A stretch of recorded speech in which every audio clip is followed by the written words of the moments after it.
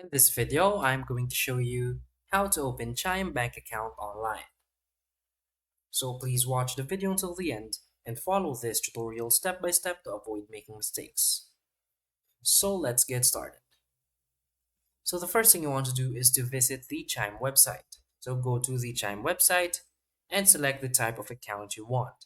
So click Get Started or Open an Account. Now fill out the application form with personal details and verify your identity. Now choose any additional features you want. Now simply read and accept the terms and conditions. Now review and submit your application. Now wait for Chime to review your application and approve your account. So once approved, deposit funds into your new Chime account. Now set up online banking, receive your debit card, and download the Chime mobile app for easy account management. So by following the steps, you can open a Chime bank account online.